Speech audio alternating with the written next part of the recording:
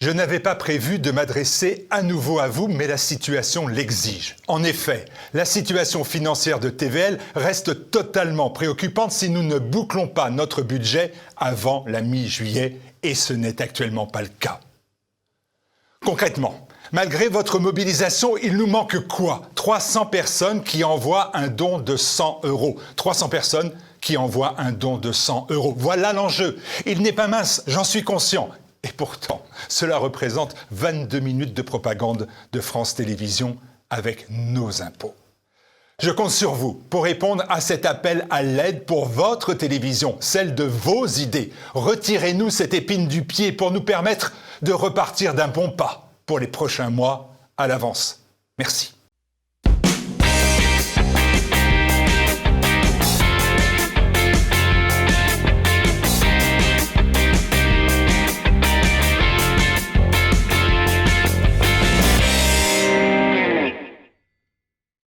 Bonjour à tous et content de vous retrouver pour ce nouveau numéro de cette année-là. Et aujourd'hui, j'ai le plaisir d'avoir sur le plateau, on va aller assez vite, comme ça on va avoir beaucoup à dire. J'ai le plaisir d'avoir François Bousquet, qui est le rédacteur en chef de la revue Éléments. Bonjour François. Bonjour Patrick.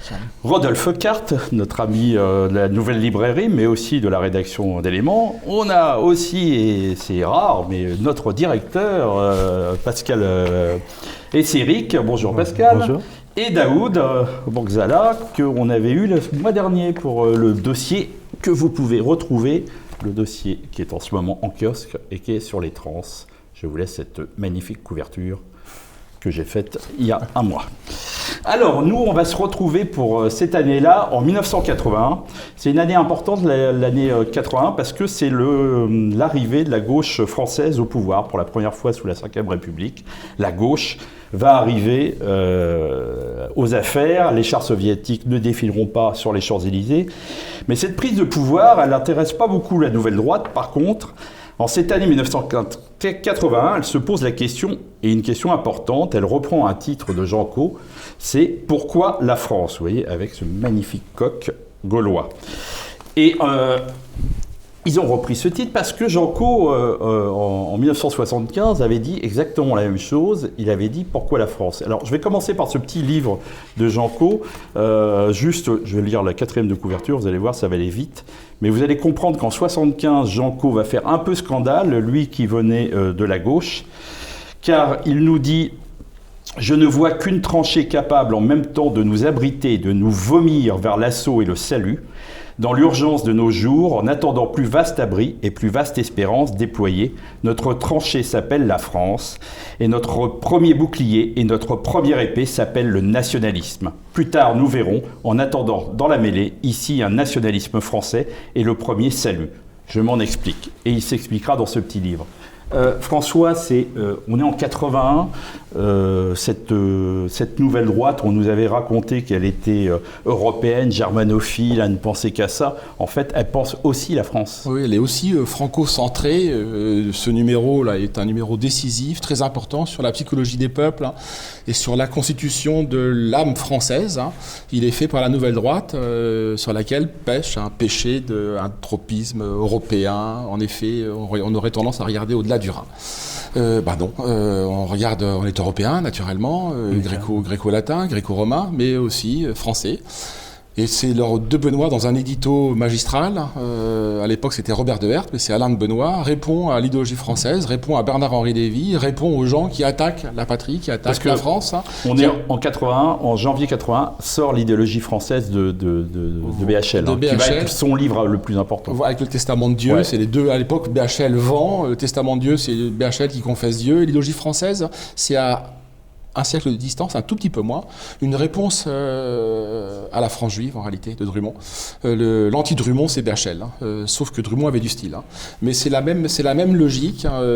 Pour Drummond, c'était les juifs qui dominaient la France. Pour BHL, c'est les racistes. Et c'est les antisémites. Il reprend tous les travaux. Alors, il s'appuie sur deux philosophes, Lévinas, de Benoît en parle dans l'édito. Lévinas, c'est le grand philosophe français d'après-guerre, un des grands philosophes, Mais c'est aussi un philosophe juif, et c'est aussi un philosophe qui a attaqué de manière très très virulente l'enracinement, le principe d'enracinement, la terre et les morts. Donc il s'appuie là-dessus et sur Sternel, sur l'idée qu'il y a le fascisme en réalité est une invention française. Donc tout est la faute des Français. Donc nous on prend le contre-pied, nous éléments, il y a donc de cela 40 ans, on prend le contre-pied de cette idéologie française pour montrer qu'au contraire, non, il y a une permanence française, il y a une mentalité collective française. Moi, j'ai même au-delà, étant très attaché au tiers état, je pense qu'on a une vision de la France qui repose sur un certain nombre de clichés. On voit la France depuis un bateau-mouche, en particulier beaucoup de souverainistes voient la France depuis un bateau-mouche. Ils voient Versailles, l'État, les légistes de Philippe le Bel, etc.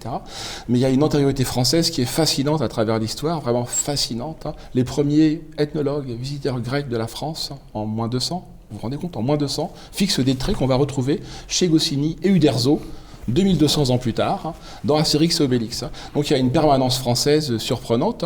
On répond à beaucoup d'objections dans ce numéro, puisqu'il y a un procès, moi qui me semble abusif, fait par une école souverainiste, parfois un tout petit peu trop, qui se braque sur un souverainisme, qui est un souverainisme désincarné. C'est une France sans Français. Donc nous, on a voulu montrer déjà, c'était avant que les souverainismes apparaissent, que ça nous vient du Canada, tout ça, montrer que non, il y avait une âme française, une chair française, une profondeur française. Donc tout ce procès ne tient pas. Il suffit de lire ce qu'ont produit à l'époque Alain de Benoît, Michel Marmin, Jean-Claude Vallat, autant de gens que Pascal et Séric défendent. On va donner la parole à Rodolphe Carte, parce que Rodolphe Carte, avant l'émission, vous m'avez dit, là j'ai découvert, vous aviez, comme on peut le dire, vous êtes un peu souverainiste quand même, je le suis un peu beaucoup, voilà. Et vous aviez cette image quand même de cette nouvelle droite très pro-européenne et qui ne s'occupait pas de la France. Et là vous avez découvert, et on peut le voir dans l'article de Michel Marmin, de Jean-Claude Vallat, les premières lignes, c'est les mémoires du général de Gaulle. Et c'est Bernano, c'est Péguy qui sont cités. Vous, comment vous l'avez perçu? Surprise? Oui, un petit peu, oui, faut l'avouer, mais par contre, dès l'édito, en fait, j'ai choisi aussi mon côté. Entre Alain de Benoît pour le coup, justement qui revient sur le livre de BHL, mais BHL qui dépeint la France d'aujourd'hui en fait, une France désincarnée, complètement sans racines, déconstruite absolument. Je veux dire là pareil, j'ai fait mon choix, je suis derrière Alain de Benoît contre BHL. Ouais, mais ça c'est facile, ça. Aucun problème, ça c'est facile. Et ensuite oui, mais ce que j'ai bien apprécié justement dans l'article, comme vous l'évoquez, de Michel Marmin, c'est qu'il est revenu aussi sur à mon avis, ce qui fait la particularité de la France, c'est qu'au-delà d'être un pays géographique, bien évidemment avec un front ethnique assez propre, c'est avant tout ce mélange de trois races européennes, la race alpine, la race méditerranéenne et la race germanique. Et justement, la particularité, ce qui a fait la personne de la France, comme le dit si bien Jules Michelet, c'est c'est la primauté du politique. C'est justement ça, à mon avis, qui fait la particularité de la France et qui est très très bien définie dans l'article, que j'ai très bien retrouvé, et ce qui nous différencie par exemple d'une Angleterre qui va avant tout acquérir son identité par sa géographie, ou alors par rapport à l'Allemagne qui va acquérir son identité par un mélange de langues et de races. On connaît bien sûr les discours de Fichte à la nation allemande et ce genre de choses. Pascal, vous qui connaissez bien l'histoire du Grèce et de la Nouvelle Droite, c'est aussi un faux procès qu'on a fait, parce que des gens comme Michel Marmin, Jean-Claude Vallat et Jean Caux, bien sûr, la France était importante. Bien sûr, ça a toujours été, pas une ligne de fracture, mais un enrichissement mutuel, j'allais dire. C'est que il y a à l'intérieur, il y a eu, et il y a toujours d'ailleurs, à l'intérieur d'éléments, une géopolitique propre. Avec effectivement, aujourd'hui on pourrait dire que Rodolphe Carte et David Lépée, c'est pas exactement la même chose, enfin produisent pas exactement la même chose que François Bousquet et Daoud Bourzala. Ce qui est tout à fait dommageable, c'est que bien évidemment nos adversaires projettent énormément de leur fantasme sur notre courant de pensée et ne peuvent pas concevoir que effectivement Michel Marmin, pour prendre son cas, ou Jean-Claude Vallat, avait comment dire sur la France, sur même une vision qui était non pas différente, mais qui était à la fois différente, complémentaire que de celle d'Alain de Benoist. Et c'est ce que montre en fait quand on se plonge dans les archives, et là ce que vous venez de faire en ressortant ce numéro le montre à merveille.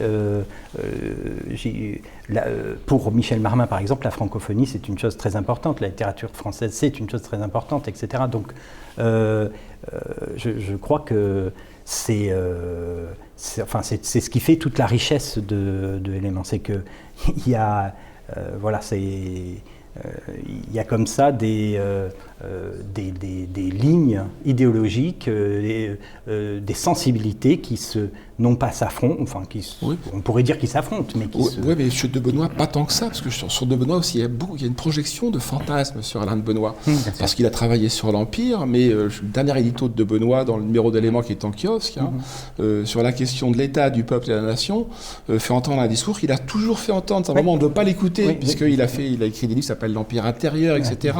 Mais même chez de Benoist, il se retrouve dans cette ligne d'Éléments, il y a une continuité. Moi qui me frappe. Le fait que, par exemple, l'article s'ouvre, et à l'époque on le faisait, aujourd'hui on le fait plus.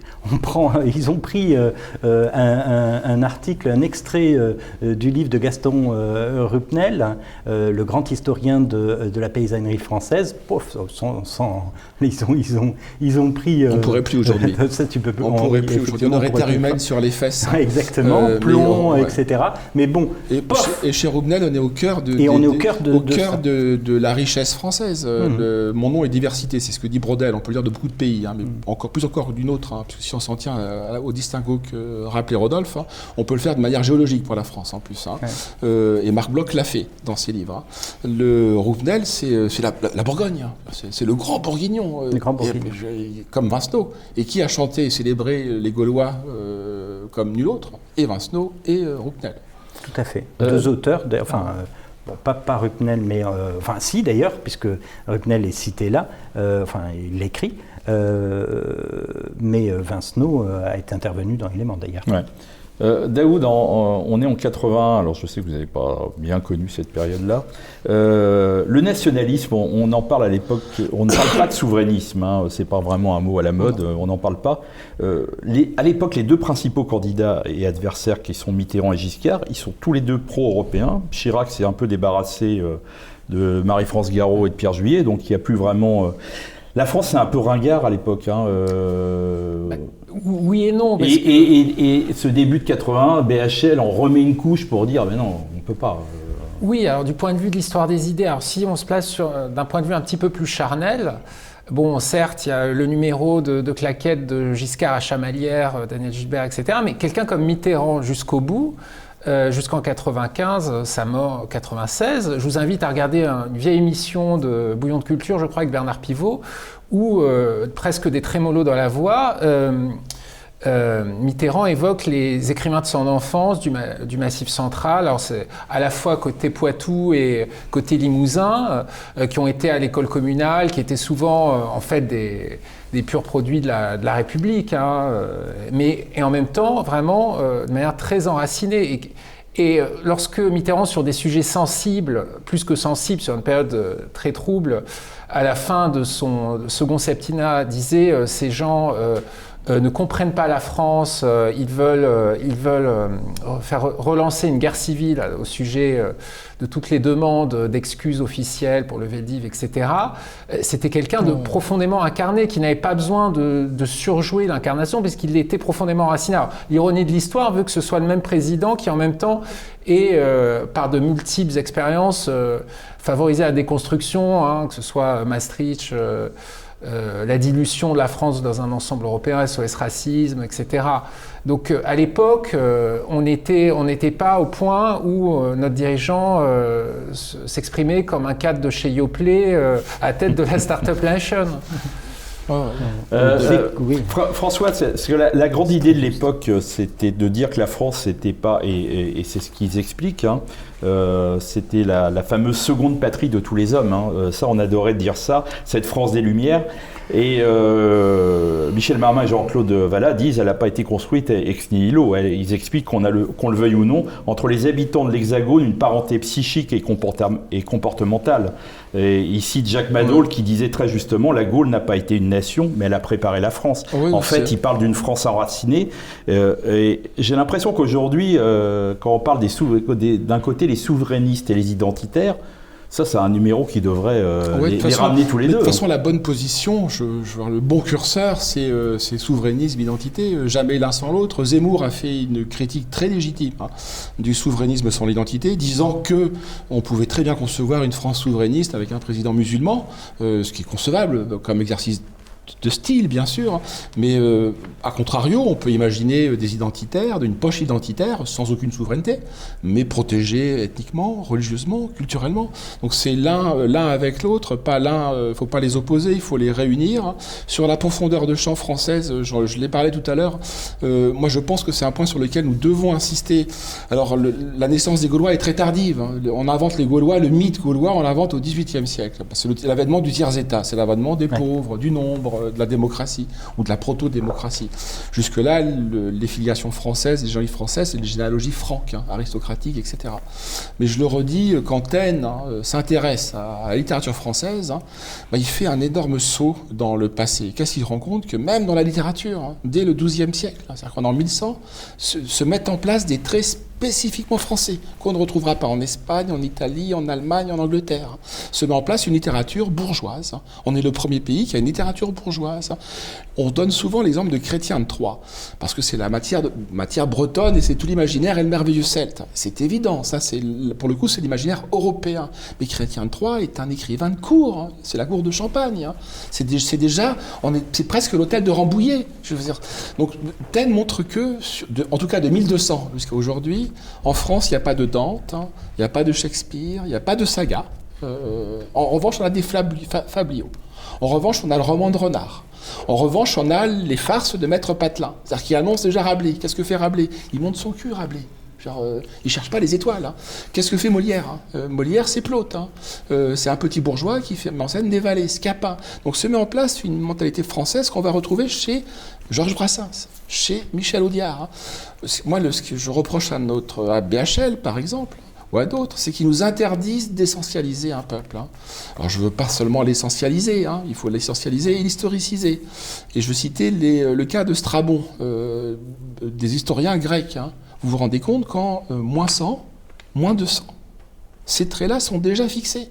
C'est-à-dire que quand César, la guerre des Gaules de César est une compilation de l'archétype, des archétypes français, mais ce n'est pas lui qui les invente. Hein. C'est les ethnologues grecs qui l'inventent en moins 100, moins 200. Tous les traits, moi j'ai toujours en tête Astérix Obélix parce que Goscinny a essayé de synthétiser ça. Il se trouve que c'est un juif polonais qui est devenu plus français comme Romain Gary. Ouais. Romain Gary, il dit au passage que chaque homme a deux pays. Hein. Et Dieu sait s'il a des textes phénoménaux sur la France, Romain Gary.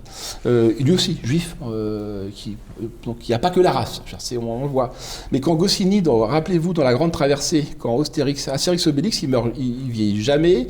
Quand ils vont en Perse, ils parlent le persan, machin.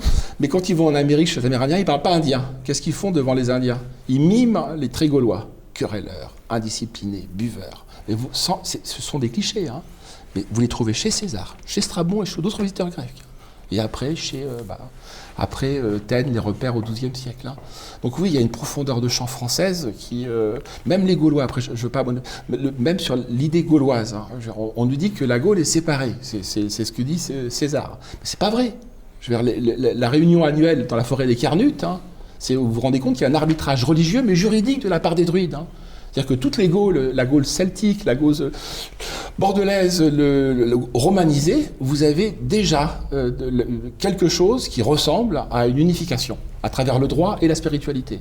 Donc on arrête de nous dire que Effectivement, c'est ce que dit Jacques Madol, que cite Michel Marmin, et qui dit le plus important, c'est le vieux fond gaulois où se sont unis pour la première fois d'un bout à l'autre du territoire les peuples antérieurs.